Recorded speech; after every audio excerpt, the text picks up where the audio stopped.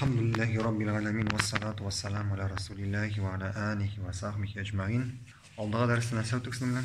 Ayttık kişiler kabirden turib çıkkandan soň barысы da jilaşlar hisapga. Hem hisap her bir kişiye hisap kılınacak onun amellerini. Hem şu amelleri salınacak koya ölçüge.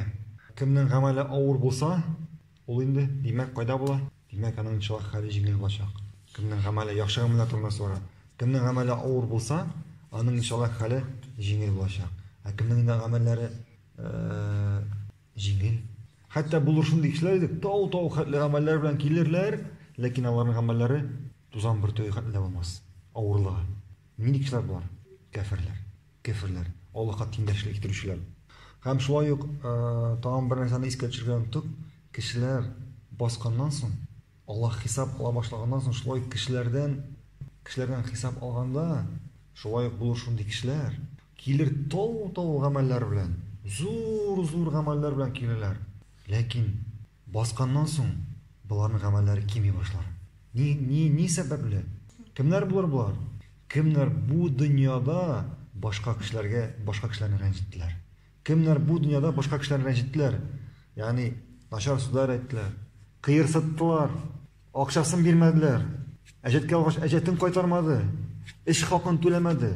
Kıyamet günü bu kişi aytır, tegi kişini ko'rayishdi. Ya Rabbim, bu kişi menga dünyada so'qdi deb aytır. Bu kişi menga bir sebepsiz so'qdi deb aytır. Ham Allah subhanahu taala tegi kişiga aytır, ol ondan so'qqan üçün. Жазасын al deyir. Şundan soň ikinci kişi gelir aytır, ya Rabbim, bu kişi menga akçasını tölemedi. Men işledim, o menga akşamını tölemedi. Allah taala aytır, al ondan akşamı deyir. Tegi kişi aytır, ya Rabbim, nechigini bereyim? Mening bu dünyada bir narsam, munda mening bir aybirim da yo'q. Ne malım, bir narsam yo'q deb aytır. Şundan soň Allah taala aytır, al ondan yaxshi amallerin. Şuşu ajeting üçün al ondan yaxshi amallerin. Hem şulay aytırıp kişiler çiratqa tizilip basırlar. Kimge so'qqan ol, kimge naşar söz aytgan ol, kim bilen dürüst buluşmagan ol. Bo'lganda kimden akça alıp turgan qaytarma, kimge hakkını tölemegen. Bu kişiler tizilip basırlar, hem alırlar bundan yaxshi amallerin. Alırlar hem bulur şunday kişiler yaxshi amalleri bitir. Kişiler el bitmeyen haman çiratda turar, kişiler ko'p. Şundan soň Allah taala aytır, birigiz ana naşar amallarigizni deyir. Hem bu kişiler tegi kişiге özlerinin naşar amellerini ırgıta başlarlar üstlerinden. Şuna göre очень важно быть кем? Справедливым. Прав людей никогда нельзя переступать. Кişi hakkın bir koşan alıp çıkarga yaramay. Kim gene olmasın o? Belki hatta söyleş olmasa da. Bir yaşlık bala. Sen ama bilmesin ki hakkın kim sen nasıl aytalar? Böyle aytalar mı? O hatta anilerine kirip aytalmay. Lakin Allah Teala bir göre. Hem kıyamet günde o sana gelecek. Hatırlıyorsun mu? Tegi yolu, tegi konfetini bana vermem deyip. Ne için getiremiyorum bunu deyip.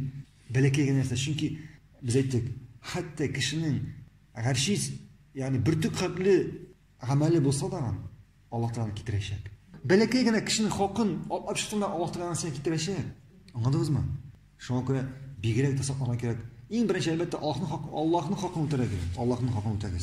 Allah'ın hakkı neresi o? Allah kuşkanlarını işlev, Allah diyanlardan tıyıl o. Allah hakkını ötegenden soň etiyeni hakkı. Etiyeni hakkından soň tuğanlar hem başka kişiler. Kişi rencişin alıdan korkırga kerak. Çünkü kişi eğer Allah karşısında günah işlese, Allah'tan gafur edilse Allah ona keçirir inşallah. Eğer sen kişini kıyırsıtsan, en birinci senden gafur edilse, ondan kimden gafur edilsin? Allah'tan. Anladınız mı? Hem bugünkü dersimiz Sirat Köprü. Kişilerin amellerin ölçegenden soň kişilerini koya jiberler Sirat köprüne. Cehennem üstünden öte turgan köpür şulay dip atala. Eligi köpürden barşası da öteşek. Anı uzgan kişi uttan kutulur. Kişiler eligi köpürden bardı hesap urunundan ketkeşkine uzalırlar. Yani hesaptan koşan kişilerin hesap algandan soňra Allah gider koya Sirat köprüne. İman getirgen kişiler ondan öte alırlar, hem cehennemden kutulurlar. Cehennemge elegirge tiyiş bulan kişiler o köpürden yığılıp çıkarlar. Hem şu köpür salınacak cehennem üstünden. Ostunda köpür nesi olacak? Cehennem. Allah Teala aytdı, sizning aragızda anda cehennemge yakın kilirge tiyiş bulmagan hiçbir kişi yok. Бу Раббыңның котылгысыз булган карары. Соңыннан без тәкъва булганнарны коткарырбыз. Залимнәрне тезләнгән килеш шунда калдырырбыз. Ягъни бу күпердән бөтен кеше үтәчәк. Ягъни җәһәннәмгә бөтен кеше якынайчак.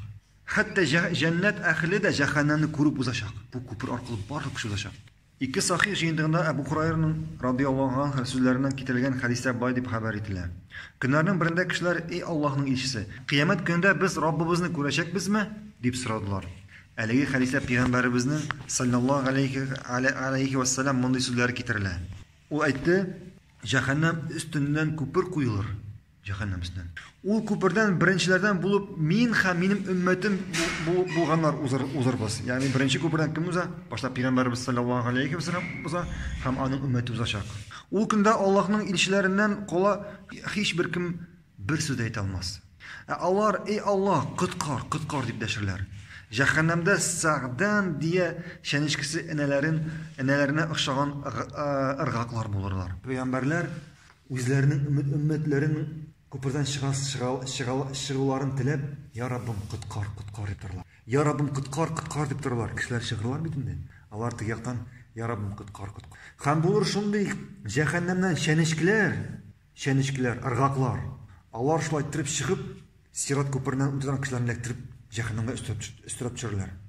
Һәм инде алар әлбәттә инде кемне өстерәп төшерәләр? Кемнәр Сират күперен үтәргә тиеш түгел. Утка лаек булган кешеләрне алар üstürüp düşürecekler. Şu şenişkiler. Köprüden.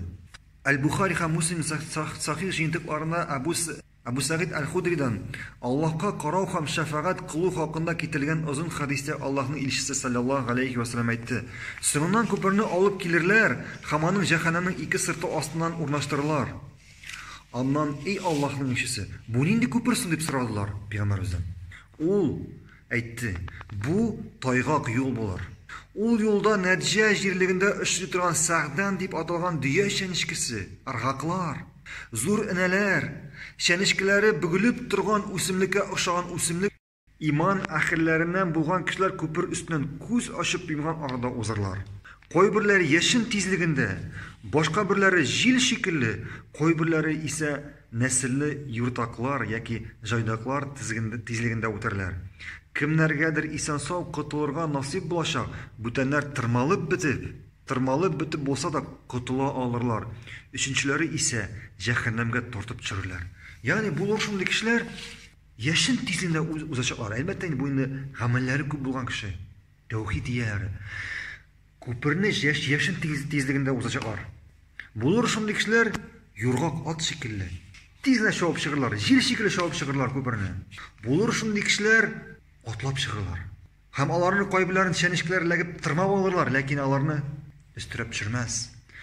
Хәтта булыр ди шундый кешеләр бер барырлар, бер туктап торырлар, бер үрмәләп барырлар күперне чыкканда. Буларның әз генә булган гамәлләре, күңелләрендә иман булган әз генә гамәлләре. Һәм азапланып шул күпернән барырлар. Һәм буларга шәнечкеләр ләгеп аларны тәннәрен җыртып, тирләрен җыртып төшерер. Һәм Аллаһ аларны коткарачак. Һәм алар шуңа да карамастан бу күперне үтеп чыгырлар. Һәм бу күперне чыкканнан соң, шушы күпердә күргән авырлыкларына карамастан, ул үзен иң бәхетле кеше итеп сизәр. Чөнки ул җәһәннәм өстеннән узып китте. Аңладыгызмы? Һәм инде без Аллаһтан сорыйбыз, Аллаһ безне яшен тизлегендә, җил тизлегендә чыгышлардан итсен шу күпердән. Амин. Күпер. Иман әһелләре Сират күпереннән узып уттан котылганнан соң, җәннәткә керер алдыннан җәннәт белән җәһәннәм арасына урнаштырылган икенче бер күпердә тукталачаклар. Ягъни, әле күперне чыкканнан соң, тагын бер урынга җыелачаклар иман кешеләре. Кемнәр инде җәннәттән котылдылар, җәһәннәмнән котылдылар. Бу дөнья тормышында кыерсытылганнарның үзләрен рәнҗеткән кешеләр белән исәп-хисап кылу өчен булачак. Бер-бирләренең хакларын түләп бетергәннән соң, алар Аллаһка җәннәткә кергән рөхсәт ителәр. Аларга җәннәткә кергән рөхсәт ителәр. Пәйгамбәрбез саллаллаһу алейхи ва саллям әйтте: "Иман китергәннәр җәһәннәм утыннан котылачаклар һәм җәннәт белән җәһәннәм арасында булган күпердә тукталачаклар." Әлеге урында бу дөнья тормышында кыерсытылып яшәгән кешеләр рәнҗетүчләреннән җафа кичергәннәре өчен үз хакларын ала алачаклар. Исап-хисап кылып чистарганнан соң, аларга җәннәткә кергән рөхсәт ителер.